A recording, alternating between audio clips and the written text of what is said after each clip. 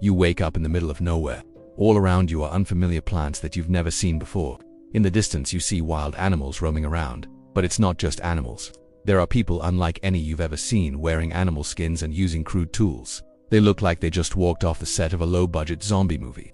Well, you have a lot in common with these people, because you actually time-traveled 1.3 million years into the past. But don't worry, we're here to help you survive between darkness. This is the Stone Age. Back then, the Earth's population reached its current size of about 8 billion people. And what's the average lifespan? You might be surprised. It was probably 33 years. If you were born a baby boy, you would only live to be 20 years old. Girls did better at 36 on average. So how does that work? A few lucky people lived to be over 100, but most died from things like childbirth, bacterial infections, or simply getting eaten by predators. If you want to make it through this time period, you will need to focus on survival. Luckily for you, there is plenty of food, especially if you know where to look. First thing you need to do is find water. You can't go more than 3 days without drinking water. Luckily, you spot a river nearby. You drink some water, but please don't forget to purify it. Boiling water kills most bacteria. Next, let's talk about your shelter. It's important to stay safe from the elements and also predators. The best option right now would be to build a cave dwelling. You can use sticks, leaves, rocks, and dirt to create a safe place to sleep. Just beware of wild boars, saber-toothed cats, and dire wolves.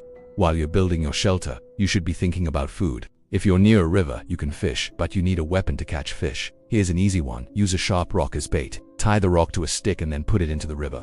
Fish will bite down on the rock, and then you can pull them out of the water. But fish aren't the only food source.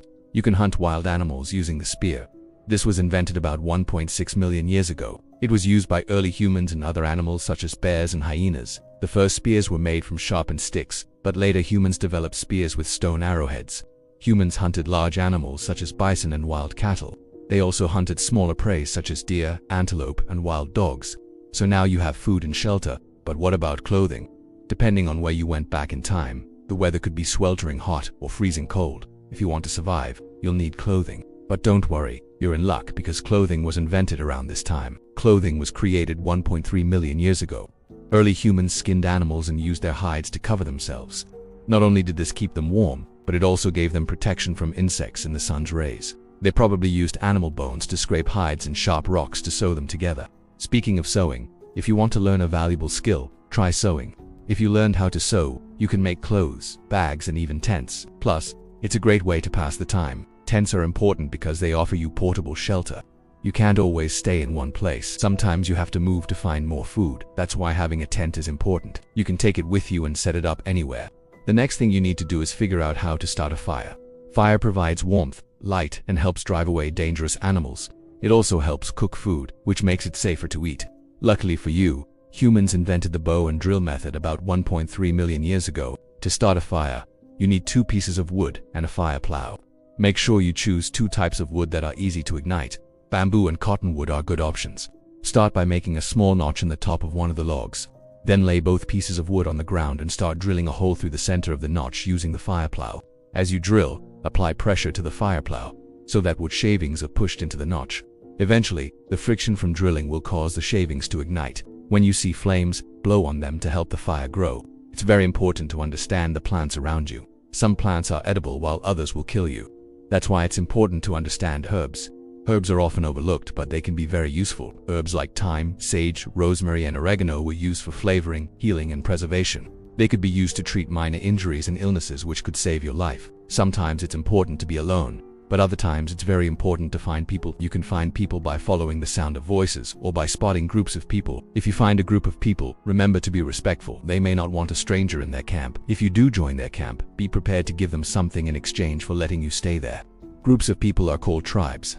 Tribes are communities of people who share a common culture and way of life. Tribes usually consisted of about 50 people, related by blood or marriage.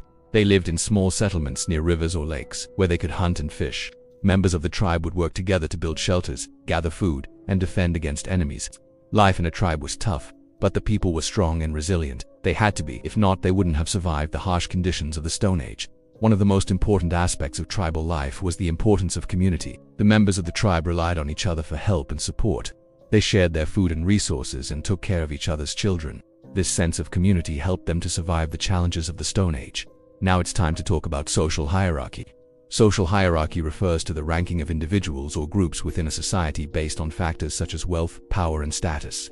In the Stone Age, social hierarchy was simple compared to modern societies, but it still existed. The leader of the tribe, often the oldest and most respected male, held the highest status.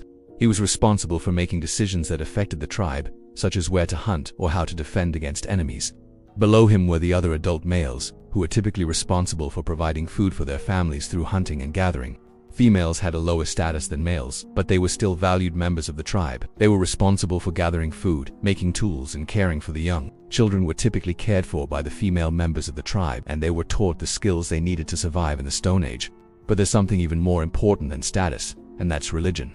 Religion is a system of beliefs and practices that are based on the idea of a supernatural being or beings who control the world. In the Stone Age, religion played a major role in the lives of people. They believed that natural phenomena such as lightning and earthquakes were caused by the actions of supernatural beings. They also believed that the dead could come back to haunt the living, so they developed rituals to appease the spirits of the dead.